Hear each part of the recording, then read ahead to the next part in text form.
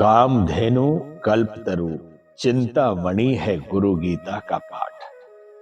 गुरु गीता के मंत्र गीत शिष्यों की प्राण चेतना में गूंजते हैं। प्राणों में निरंतर होती इनकी अनुगूंज उन्नयन, विकास एवं रूपांतरण की अनेकों प्रक्रियाएं घटित होती हैं।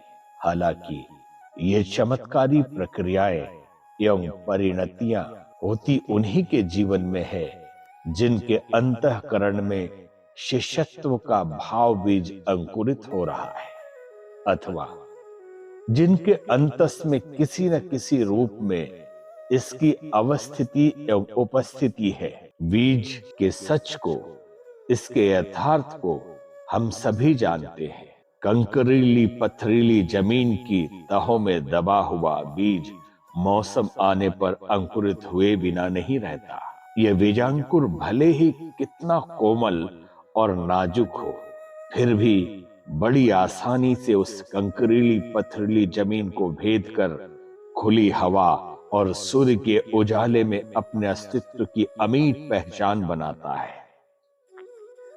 ठीक यही स्थिति शिष्य के बीज की है। शिष्य की अंतस चेतना में, उसकी चित्त भूमि में इसकी उपस्थिति यदि है तो समझो कि आध्यात्मिक जीवन की संभावनाएं भी है। फिर भले ही यह बीज चित्त की कितनी ही गहरी तहों या परतों में क्यों न दबा हुआ हो, कामना, वासना अथवा लालसाओं के कितने ही कुसंस्कार इसे क्यों न घेरे हुए हो, परंतु सही काल आने पर इसका अंकुरण सुनिश्चित है। इसी के साथ उन कुसंस्कारों की कालिमा का मिटना भी अनिवार्य है जो इसे बांधे हैं। श्रीमद् भगवद गीता में महानायक परम गुरु योगेश्वर श्री कृष्ण का वचन है, न मे भक्तः प्रणश्यति, मेरे भक्त का कभी नाश नहीं होता। त्रिकाल सत्य है। सतयुग, त्रेता, द्वापर अथवा कलयुग के काल क्रम का इस पर कोई फर्क नहीं होता। सच्चा गुरु भक्त, सच्चा शिष्य अपने गुरु की कृपा से जीवन के परम लक्ष्य को पा ही लेता है। गुरु गीता के पिछले क्रम में इसी यथार्थ की चर्चा की गई थी। इसमें बताया गया था कि भोग हो या मोक्ष अथवा फिर आपदा निवारण, गुरु गीता के अनुष्ठान से सब कुछ संभव है। आयु, आरोग्य, अचर सौभाग्य, दुख, भय, विघ्न एवं शापों का नाश गुरु गीता की साधना करने वाले को स्वमेव मिलते हैं। इसकी साधना सभी बाधाओं का शमन करके धर्म, अर्थ, काम एवं मोक्ष देने वाली है। यहाँ तक कि साधक जो भी इच्छा करता है, वे सभी इच्छाएं इससे निश्चित ही पूरी होती है। गुरु गीता का पाठ करना पूर्ति के लिए कामधेनु है। कल्पनाओं को साकार करने वाला कल्पतरु है।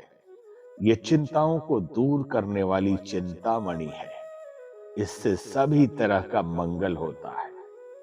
इस प्रकरण को आगे बढ़ाते हुए भगवान सदाशिव माता जगदम्बा से कहते हैं, जपेत शाक्तश्च सौरश्च गणपत्यश्च वैष्णवः शैवश्च सिद्धिदं देवी सत्यम सत्यम न संशय। अथ काम्यम जपे स्थाने कथयापि वरानने सागरे वा सरितिरे वा हरिहरलाले शक्ति देवालये गोष्ठे सर्वदेवालये शुभे वटे च धारित्री मूले वा मठे वृंदावने तथा पवित्रे निर्मले स्थाने नित्यानुष्ठानो इवा निवेदनेन मौनेन जपमेतं समाचरेत् शमशाने भय भूमौतु बटमूलान्तिके तथा सिद्ध्यन्ति धतूरे मूले च्युत वृक्षस्य सन्निधौ। गुरु गीता का जप पाठ अनुष्ठान शक्ति, सूर्य, गणपति, विष्णु, शिव के उपासकों को भी सिद्धि देने वाला है। यह सत्य है, सत्य है, इसमें कोई संशय नहीं है। भगवान शिव मां से कहते हैं, हे सुमुखी, अब मैं तुमसे गुरु गीता के अनुष्ठान के लिए योग्य स्थानों का वर्णन करता हूं। इसके लिए उपयुक्त स्थान सागर, नदी का किनारा अथवा शिव या विष्णु का मंदिर है। भगवती का मंदिर, गौशाला अथवा कोई देव मंदिर, वट, आंवला वृक्ष, मठ अथवा तुलसी वन इसके लिए शुभ माने गए हैं। पवित्र निर्मल स्थान में मौन भाव से इसका जप अनुष्ठान करना चाहिए। इस अनुष्ठान के लिए शमशान, भयानक स्थान, बरगद, धतूर या आम्र वृक्ष के नीचे का सुपास भी श्रेष्ठ कहा गया है। भगवान शिव के इन वचनों में गुरु गीता अनुष्ठान के विविध रहस्य हैं। इन रहस्यों में प्रमुखता है साधना भूमि की। भूमि का अपना वातावरण होता है।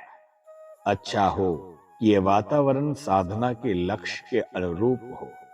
सात्विक लक्ष्य के लिए नदी, सागर उपयुक्त है, तो वैराग्य के उन्मेष के लिए शमशान भूमि जैसे स्थान, शिव मंदिर जैसे स्थान तो सभी प्रयोजनों के लिए ठीक है। इनमें से किसी स्थान का चयन साधक को अपनी मनोभूमि और अपने लक्ष्य के अनुसार करना चाहिए। स्थान उपयुक्त हो, लक्ष्य स्पष्ट हो, तो गुरु गीता की साधना साधक के सभी मनोरथों को पूरा करने वाली है। इस प्रसंग में बड़ी भक्तिपूर्ण कथा है। यह कथा दक्षिण भारत के प्रभु भक्त वेंकट रमन की है। भक्त वेंकट रमन तुंगभद्रा तट पर बसे रंगपुरम में रहने वाले थे। बचपन से ही उन्हें भगवत चरणों में अनुराग था। यज्ञोपवीत संस्कार के समय उन्हें गायत्री मंत्र मिला। यह मंत्र उन्हें उनके कुल गुरु ने दिया था। हालांकि उन्हें तलाश थी उन आध्यात्मिक गुरु की जो उन्हें ईश्वर साक्षात्कार करा सके। मन की ये लगन उन्होंने बड़ी विनम्रता पूर्वक अपने कुल गुरु को कह सुनाई। बालक वेंकट रमन की बात सुनकर कुल गुरु कुछ समय तो शांत रहे, फिर बोले, वत्स, ये कार्य तो केवल सद्गुरु प्रदान कर सकते हैं। तुम्हें उनकी प्राप्ति के लिए गुरु गीता का अनुष्ठान करना होगा। वेंकट रमन ने कुल गुरु की इन बातों पर बड़ी आस्था से कहा, आचार्य, यदि हम पवन पुत्र हनुमान को अपना गुरु बनाना चाहे तो क्या यह संभव है? अवश्य वत्स। कुलगुरु ने बालक की श्रद्धा को संबल दिया। बस उस दिन से बालक वेंकट रमन हनुमान जी की मूर्ति के सामने गायत्री जप एवं गुरु गीता के पाठ में तल्लीन हो गया। नित्य प्रातः काल ब्रह्म मुहूर्त में उठना, स्नान, संध्या, तर्पण से निश्चित होकर हनुमान जी की मूर्ति के सामने गायत्री मंत्र का जप एवं गुरु गीता का पाठ करना, वेंकट रमन का यह क्रम नित्य प्रति 6 घंटे चलता रहता। कभी कभी वेंकट रमन चांदनी रात में तुंगभद्रा के तट पर एकांत में बैठकर गुरु गीता के श्लोकों का पाठ करने लगते। तब ऐसा मालूम होता कि उनके रोम रोम से ही गुरु गीता मंत्रों की किरणें निकल रही है।